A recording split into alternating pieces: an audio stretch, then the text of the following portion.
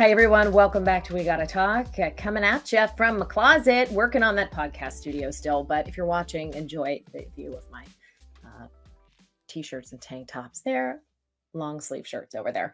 Anyhow, today we have a guest that is talking about something most people don't even like thinking about, letting alone talking about. But we're here for the hard stuff. Her name is Julie McFadden. She is better known as Hospice Nurse Julie on TikTok and social media. She's the author of the best-selling journal, the Nothing to Fear Journal, which is a tool for helping people cope with the big questions surrounding death. We're talking death today. I know what reaction that provokes in a lot of people, especially when you hit midlife. The sense of mortality is real. But Nurse Julie on her platform has decided to dedicate her content toward addressing the unknown parts of death and dying. She is a hospice nurse, as you heard in her TikTok handle. So her job is literally to help usher people comfortably and calmly through their final chapters here on Earth. Guys, this takes a very strong and, in my opinion, these are not her words, spiritually connected person. Julie has been a Los Angeles-based hospice nurse for 15 years. She was, you'll hear her talk about this in the interview, but an ER nurse before that. And she has found an audience of millions of people who want to know what the end of life looks like. Not only from a curiosity perspective, but also from a practical perspective. If people are dealing, unfortunately, with someone in hospice care, what that looks like, the signs to look for in the final stages. We talk about things like how to bring up this issue with various members of the family, depending on their age. We talk about her own spirituality and how that's either evolved or changed since starting this. I mean, you're literally watching people take their last breaths. That's like a really profound thing. So this conversation, it's not depressing, it's enlightening. It's really, I don't know. I feel like it really touched something spiritually in me, hearing her accounts of these people in their final moments of life. And we, of course, talk about what happens right before death, right afterward, what the family experience is like, and why it's all about something bigger in the end. So I hope you enjoy this. This was one of my most favorite recent conversations because it really pulls you out of your sort of like day-to-day routine and makes you think about what is truly important in life. So I will link Julie's book in show notes. Again, it's called the Nothing to Fear Journal. I'll link her socials as well in show notes. But this is a really, we say real talk, big topics as the tagline of the show. And this is just about as big as it gets. So I hope you enjoy this interview with Nurse Julie.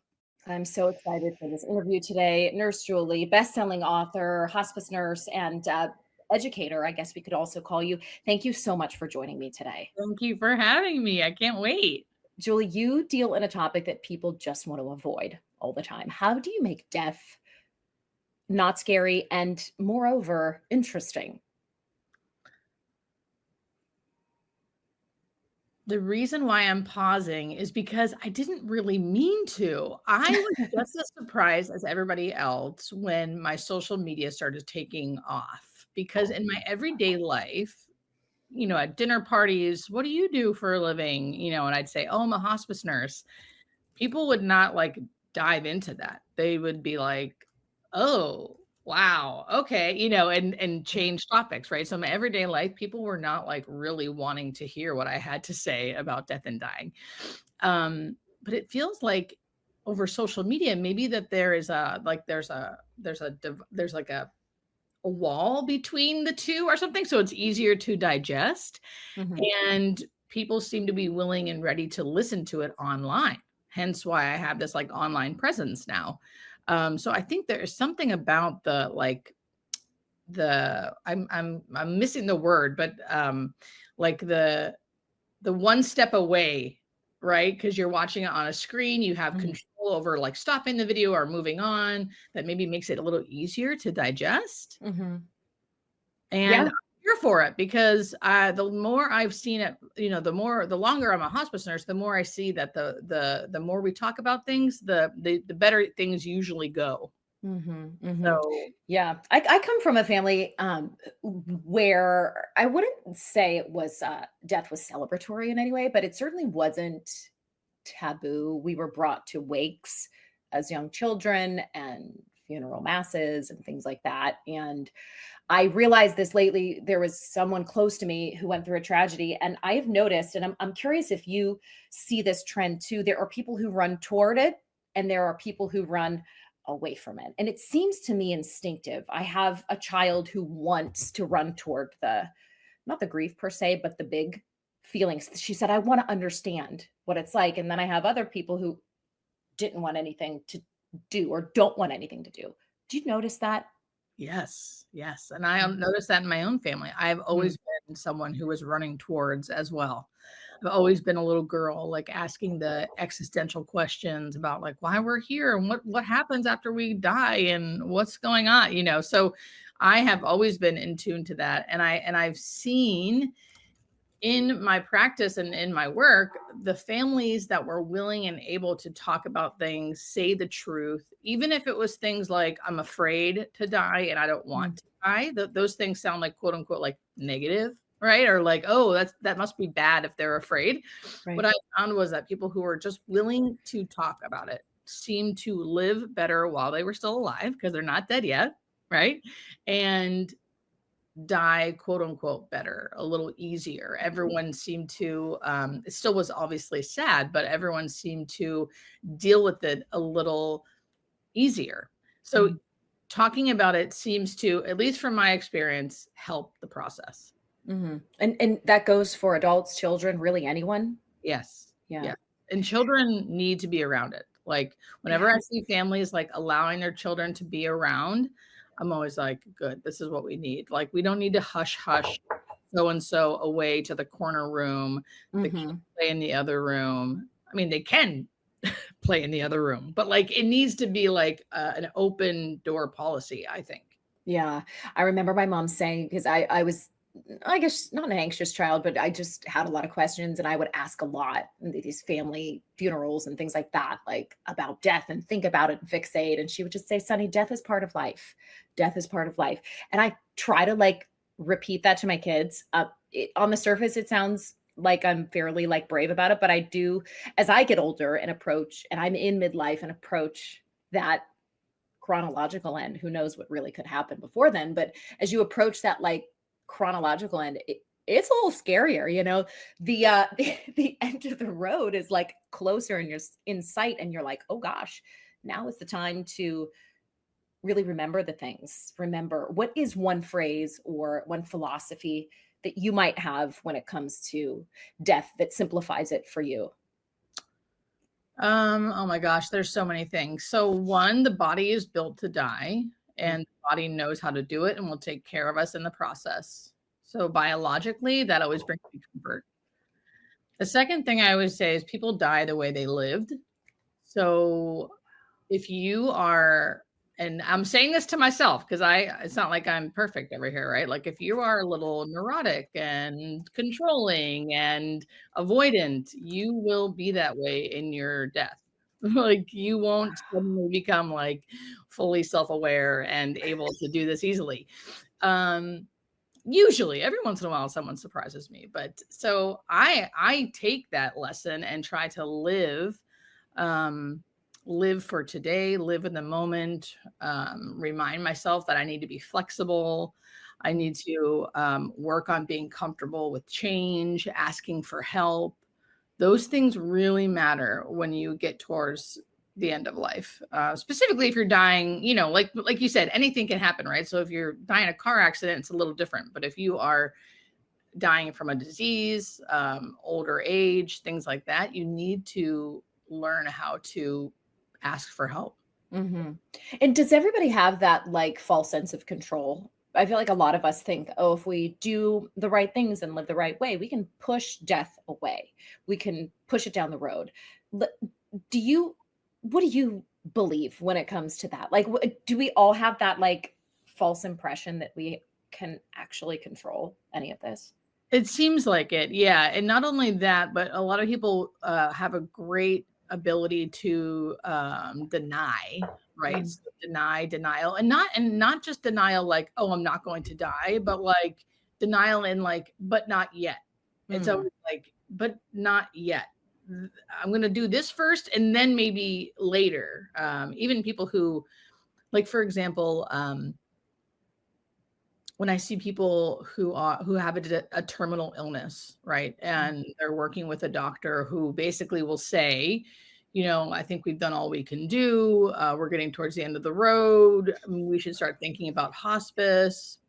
But there is one more thing we could maybe try, right? And I think they do that because there is likely one more thing they could try. And also it's too hard for them to deliver the news of like, but really you should go on hospice because you're dying. So they say something like, you could try a clinical trial, or maybe we could try one more round of X, Y, and Z, right? And because people are so death denial, they don't know any better. And they'll say, let's go there. Let's try that. Let's try that thing. And nothing is wrong with that. I don't think. But I do think where we're lacking is they're making that decision from a place of unknowing. They don't have the experience and all of the knowledge of like what is likely to happen. And that's where my page comes in, where I try to be the person who maybe a little more blunt, maybe a little more like explaining, listen, this with this type of disease, because we see it so often as healthcare workers, especially in this field, you likely have 6 months left to live. If you know that, no matter what you do, what would you do? You know, what would your decision be? And usually people will say, "Oh, I'll go on hospice. I want to live out the rest of my life." But no one ever words it like that.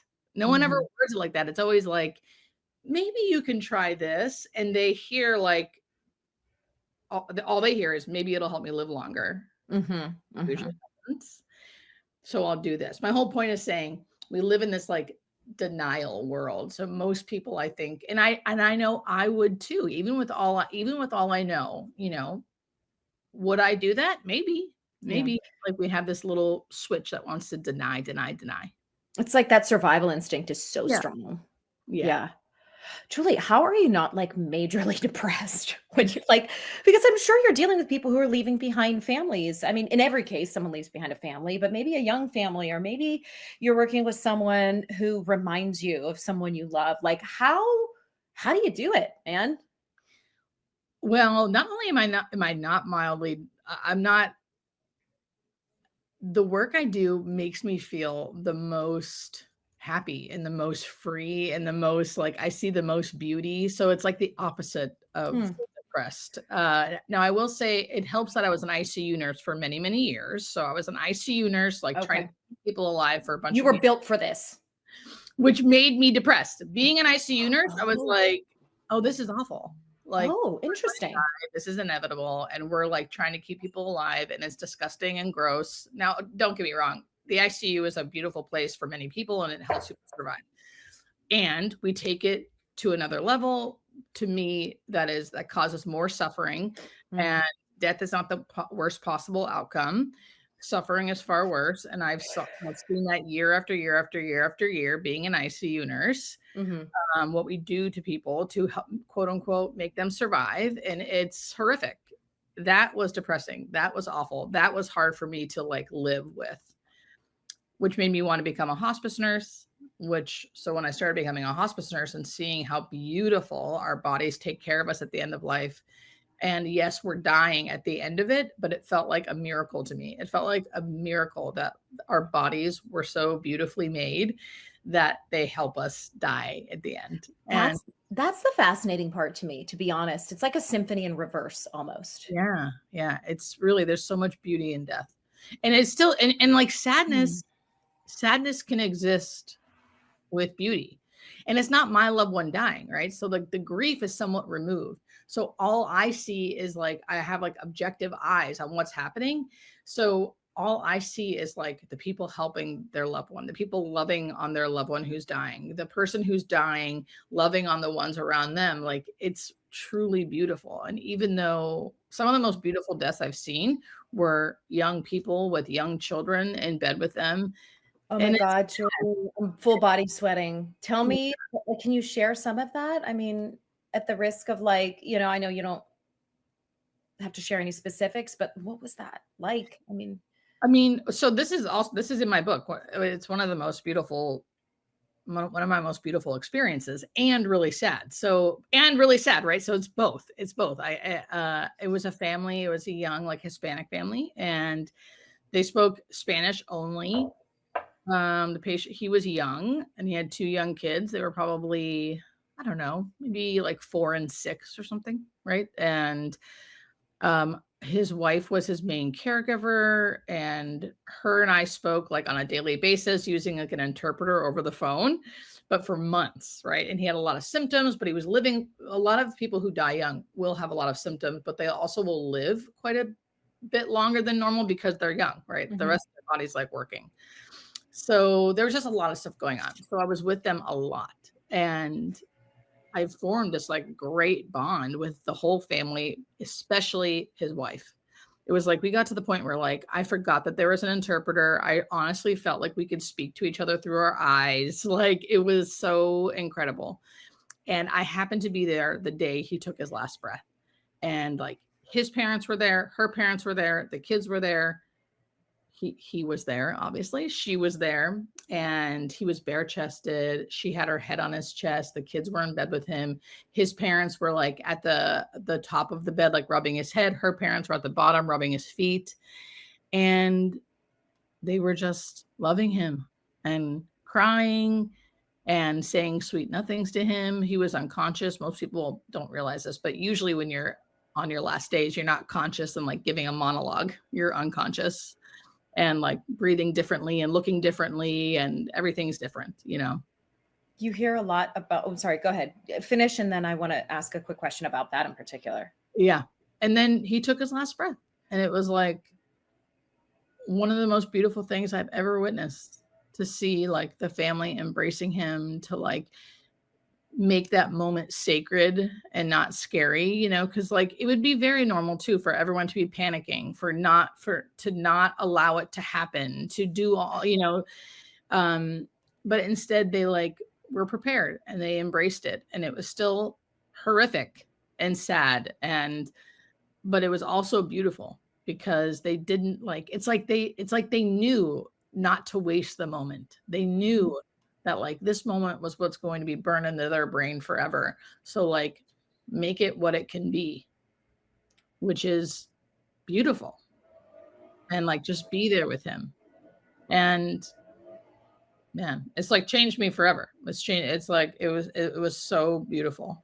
I can tell even when you retell it, the feeling, Yeah. re-experiencing that. Is it true, Julie, that that you mentioned those last several days leading to death, and a lot of people who have seen someone slowly pass notice like that sort of last, I don't want to call it a last gasp, but a last kind of maybe crest, like they seem to be getting better all of a sudden. And then typically death follows the next day or in hours, or what is happening in the body at that moment? I've heard so many people say, oh my gosh, all of a sudden he was unconscious for 3 days and then he came back and we had a full conversation. And Yeah. then they typically pass shortly thereafter. What's happening there? So we don't know what's happening there. It's one of the medical phenomena that happen. That's like the longest chapter in my book because so many things about death are a mystery. It's called terminal lucidity, is like the technical name for it. And it happens in 1/3 of all patients. So that's like 1 in every 3, which is pretty frequently. And you said it. It's like someone's been unconscious for 3 days, then suddenly, boom, they wake up. They might have like a lucid conversation. They might say they're hungry. Sometimes they get up and walk around, and you know, you're really like, whoa, what happened here? Right. You know? But the tricky part is that they die shortly after. So it's usually, like you said, a few hours to a couple days. It's usually no longer than a couple days. Then they will die, or at least go back to that state of unconsciousness and then die soon after. And we call it the rally or the surge. And of course there's like theories, right? Is it hormones that are bursting? Is it DMT being released? People have theories, but nothing has really been studied and no one really knows. So we call it a phenomena. We don't know what. God, if you're a Or spiritual God. person. Yeah. Yeah. Are you a spiritual person? I am a spiritual person. Are you a religious person and a spiritual person? Like, how does your your relationship with the universe or God look like? I am not, I'm not religious. I have been, I guess you could say, religious, but the more I got into the religion, the less and less I could be that, because I do feel like I've had experiences with a higher power. I guess you could say, I'll be general about it because I think there's no words, but like a higher power. And those experiences have kind of led me away from religion. Which again, I'm not against religion whatsoever, but just Right. personally. So like the God that I believe in is just this like really, really big, all-inclusive God. So it's hard to like put it. I almost feel like religion puts it in a box and Mhm. it's like not a box. I say it this way because I'm both religious and spiritual, but I think I look at one as the foundation, and the spirituality is the acreage that the house sits on. The home is how you access. It's the portal to the bigger. And if you're on your journey long enough, I do think that the religion aspect, whatever path you choose, will hopefully plug you into the land and to the foundation of it. So Yeah. I totally identify with that. Can you share what those experiences, if you're comfortable with those experiences with God or energy or universe, I were mean, like? it'd be, I'll try to think of a couple, but just to be clear, like it has happened since I've been a little girl. I feel like I've had Wow. experiences where I just felt something bigger, where like suddenly I was connected to something that was like bigger than me. And it felt like, um, it just feels like all is well always. Nothing really matters in all the right ways, in the sense of like anything Mhm. you're thinking about or worrying about, like, no, it doesn't matter. Like everything is all is well. You're divinely guided, divinely protected and supported. And I feel like we're all one, like we're Mhm. all connected to everything. So I've had multiple experiences like that since I've been a little girl. And they were just sitting there, and this is sort of a download from the universe, or like paint the picture a little, if you could. Like, is this happening in dreams? Is this happening lucid and conscious and awake? All different types. I mean, as I got older and was kind of like seeking, because like I'll give like one kind of general, but I should just I could get specific, but I guess I like people to know that like, because a lot of times when I share these things, people will come to me, and again, like I'm not anti-Christianity at all. I love me some Jesus, but I like to be general because I like to kind of give details, because people will always come and be like, you need to know Jesus, you need to read the Bible, and I'll be like, Yeah, girl, guys, don't do that. Don't do that with Nurse Julie. Everybody's on their own path, and they know what's yes. good. Just please, okay. And So, I've had like many, many years of reading the Bible and experiencing Jesus yes. and all these things. Anyway, so a lot of it, like like I said, I've always been a seeker. Mhm. So I have gone. A lot of times I've experienced the feeling of God, I guess you could say, Mhm. in a Christian church while during worship music. Right, I still to this day listen to Christian worship music. I love it, and it connects me to something higher. Now, that love has been all encompassing so much and so like changed my heart from the inside out, that it's actually made it hard for me to like be in a specific religion. It Mhm. has, like, even though it's happened in a religious area, it's made me be like, I can't fully, because I don't see it as like you have to believe in a certain religion for Right. you to be okay with God. Right. I've never had that experience with the God that I have felt in Mhm. those places, right? So that has gotten me to keep exploring. And there was one time, I always talk about ladybugs, because there was one time when I was meditating. So I don't so much now, but I used to have a really strong meditation practice where I meditate for a long time in the morning.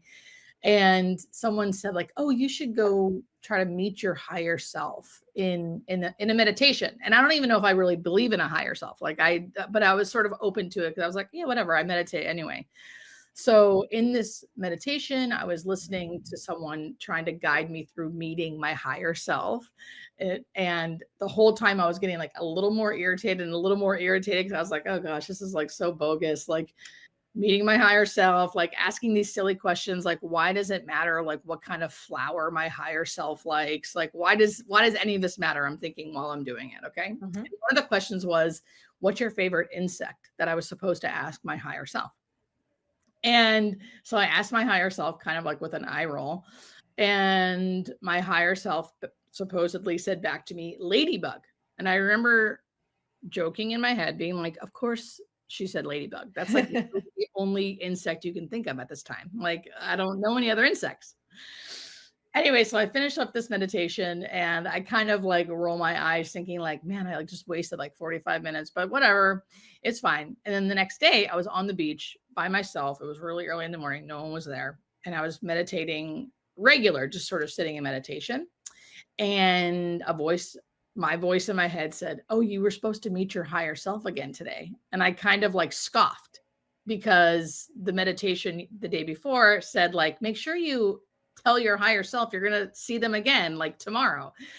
So I scoffed during this meditation the next day while I'm on the beach about meeting my higher self again today, and went back to my meditation when suddenly I felt like things crawling all over me, which kind of freaked me out because I'm like on the beach, it's windy. I'm like, what the hell? So I'm like hitting myself and I look down. I am covered in ladybugs. I have the chills. I have the chills. Oh my God. Not just like one or two. I'm like crawling with ladybugs. They're hitting me. They're crawling all over my arm. They're on my shirt. They're in my hair. And I started taking pictures and I started like crying because you know, when something like that happens to you, you're immediately like, I started crying because I was like, how is this happening? I'm on the beach. There's nothing around me except for sand and water. Like nothing. There's not like a clump of seaweed. There's not like, it's windy. Like, how did these get here and why are they here and why are they crawling on me? And like so many of them too. So many of them. You know, I just really like, the more I trot along my spiritual journey, the more I start to think that a sense of openness and just being available to the universe or God is really half of the battle. And like, I have so many critical people in my life. I wouldn't say they're like overly scientific or whatever. I mean, they're like just normal people with normal, the initial reaction is to scoff. But as soon as I've had experiences not like that per se, until you have that feeling of that pure like channel of love, I just don't think you just don't understand. And I think that's so beautiful. I'm so grateful that you shared that with us because if anything, just showing up expecting that can happen or that you can have that connection with God or spirituality, I think is truly half of the journey. Yeah, same. Yeah. Gosh. And so that's like one specific experience, but generally speaking, I feel like those things have happened, maybe not something like that, but that feeling of like overwhelming love, basically overwhelming love has changed me. What is something that, sorry, my daughter's walking in. Hold on one second. Hey. Like, Mom, Sam should be home soon. Just keep an ear out for the doorbell. Okay, love you. Bye. She's so cute. Thanks. Oh my God. It's like a free for all in the summer. Let me just mark that time code for my editor. Hold on. I my phone on do not disturb because all of a sudden everyone's calling me. It's crazy. We're like, okay, here, cut out when my kid comes in. Okay. Okay. I lost my train of thought. What were we talking about? That experience. Oh, yeah. I am also curious. Is there something that people often say on their deathbed that they regret the most or what they'll miss the most? What are some of the things that you often hear? Yeah, I feel like generally speaking, it is a little bit of a misconception, at least for me as the hospice nurse, that people just suddenly start telling you like stuff they regret.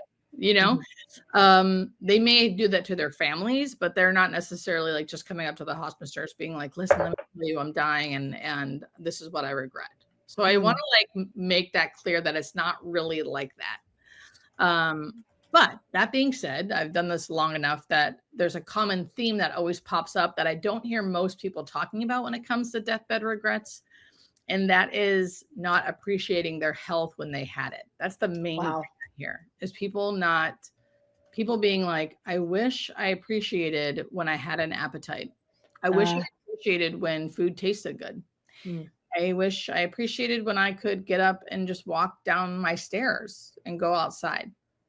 Because all of those things you start losing at the end of life. Like, you stop, people don't realize that, like, you will lose full functional ability at the end of life, depending on how you die. Again, if you get hit by a car or something, not so much. If you're dying a natural death on hospice, like, you're not walking those last few, couple weeks. How long does the whole process usually take? I know this is like a broad generalization, but say someone gets that 6-month diagnosis, they start working with you and they start to kind of prepare for that end. As far as, like, I don't want to be crude about it, but like the system shutting down or things like that, what are those steps and how long is it usually?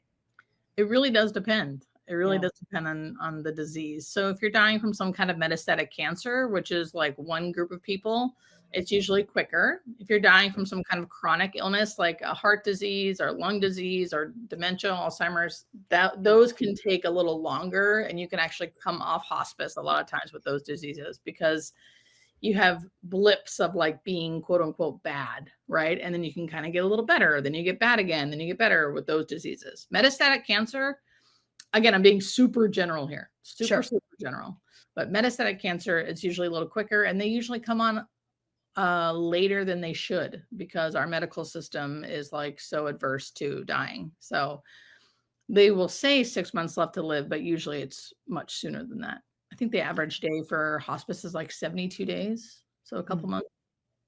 What would you change then? I mean, if there's someone who's preparing for this type of scenario, and regardless of what it is, I think what I'm hearing you say is, I mean, it's the title of your book too, like, don't fear it, don't fear death, and be more accepting of the reality that is. Am I hearing that right? Yeah. So the title of my book is Nothing to Fear, but I have a caveat in there because I think it's like, oh yeah, easy for you to say, nothing to yeah, like the most unknown thing ever. just don't fear. It's about, like, it's normal to fear. So it's like so normal to fear something that's unknown. I sit here and this is all I do for my life. I'm a hospice nurse and I educate about death and dying.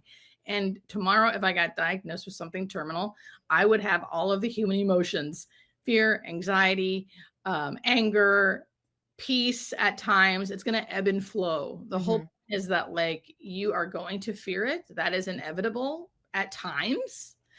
And let's talk about it anyway. Let's prepare for it anyway. And education decreases that fear. So learn about your diagnosis, learn about how it's going to progress, learn the statistics, learn so you can do what's best for you and your family.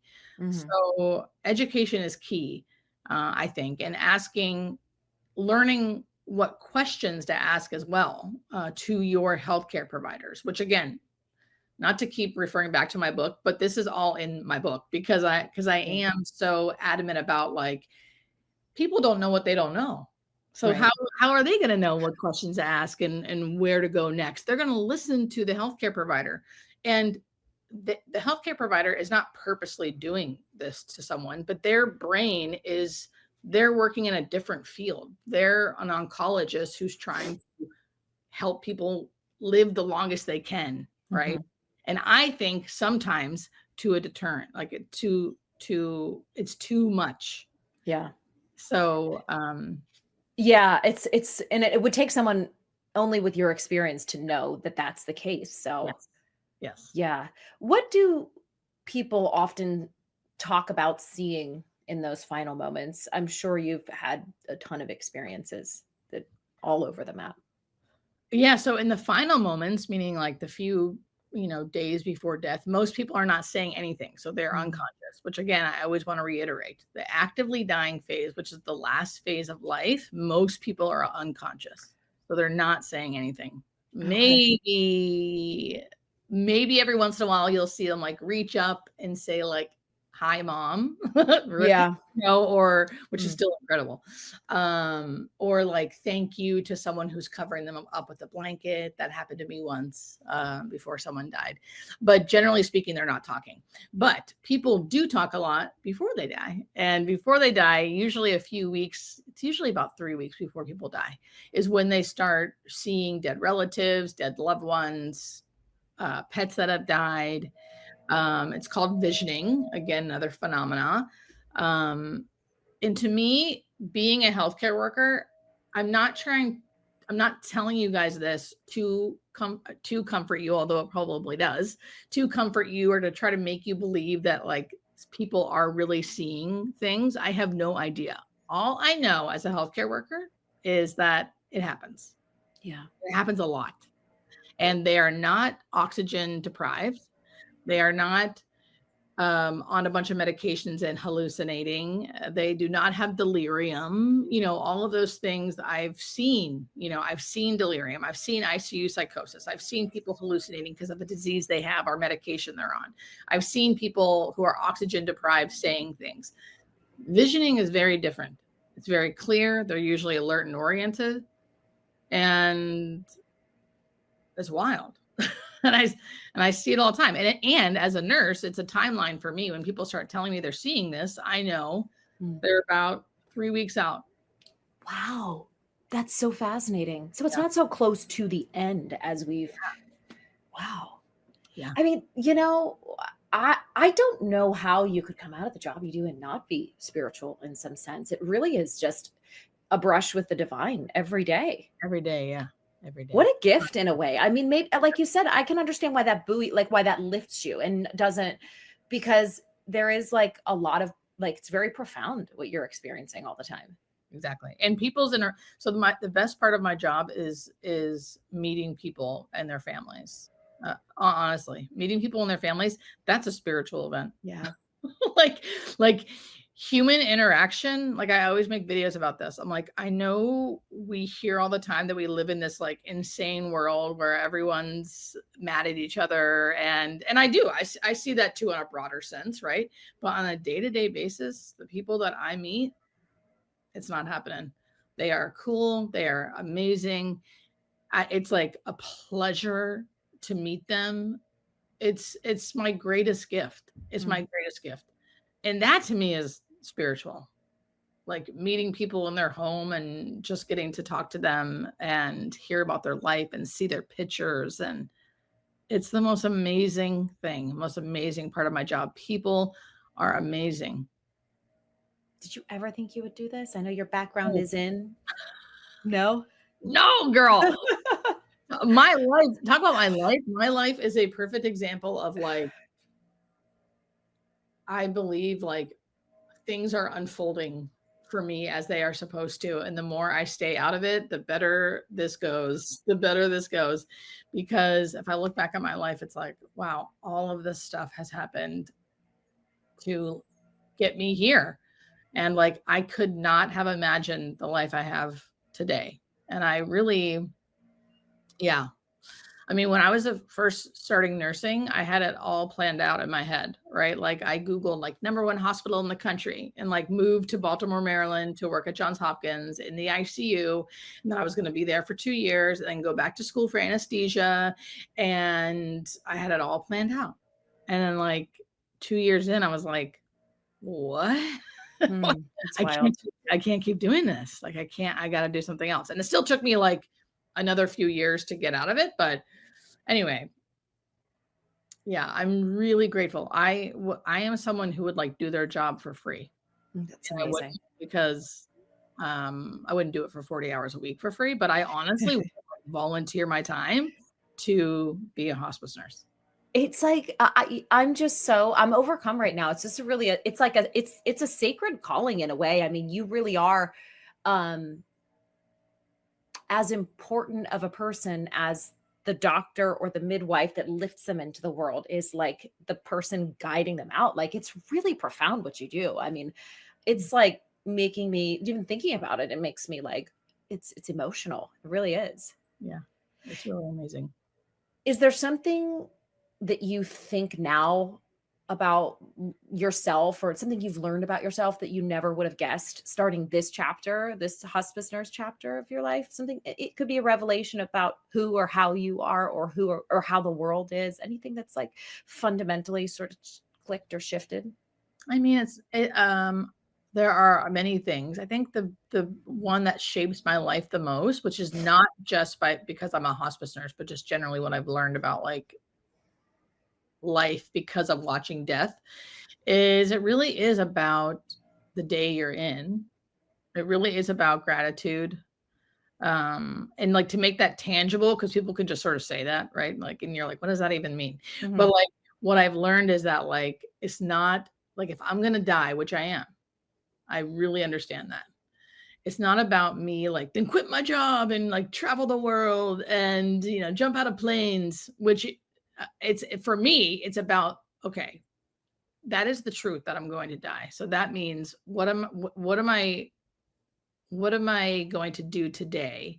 Like, how do I want to present myself to this day? Like, how can I live in gratitude? And contemplating my own death does not feel morbid or scary to me anymore, because what it does is gives me gratitude for like the day that I'm in. So like I'm sitting here, I'm looking outside. I love that it's a cloudy day. I have been drinking coffee and I like love how the coffee smells and how the coffee tastes. Um, I get to like call my sister on the phone and talk to her, right? So it's like kind of like made my life more simple, and I really do appreciate the day-to-day things. And Mhm. that's the things that I've learned. That creates a beautiful life, right? If you do that every day over time, that to me is what creates this life that we're all seeking, where we feel satisfied, where we feel at peace, content. I think it starts there, starting with like the day that you're in, not these like grand schemes that we think are going to make our life great. It's like the day to day stuff. I think that is the perfect place to wrap things up. Julie, you have been a true pleasure. One of my favorite guests, I think, to date. I mean, this has been, it's like such a, it's like, oh gosh, it's just a reminder of what's important to speak with Yeah. people like you who gatekeep this very sacred moment. I feel like it was a gift to me too, and hopefully a reminder to people who are listening to live present and live fully in the moment. So, thank you very much. Thank you. Thank And you. Wonderful meeting you. so great to meet you guys. The book is called Nothing to Fear: Demystifying Death to Live More Fully. Of course, I will link it in show notes, and I'll also link Julie's socials so you can check her out. But thank you again, Julie. Thank you. Have a good one. I hope you guys enjoyed that interview with Nurse Julie. This was, like I said, one of the more profound and impactful interviews I've done lately. You just have these conversations sometimes that pull you out of your daily routine, and you're like, yeah, that's really what it's all about. So hopefully this was thought-provoking or interesting, or helped you evolve your thoughts in some way on this issue. As I said, I will link Julie's book in show notes, as well as her social handles, so you can check out all the content she does. She talks a ton about life and death, spirituality, all of that stuff. And yeah, it was truly my pleasure to host that conversation. If you get a minute, as always, I'm grateful for your ratings and reviews. You can do them on Spotify. You can do them on Apple Podcasts. They make a huge difference in getting the show out to people who it might help, or, engage in some way. And that's it. The website is wegottotalk.com. The Instagram is @sunnyabata. Always open in my DMs to hearing your input on future show topics. So reach out. Thanks again for listening, and I'll see you soon here on We Gotta Talk. Bye.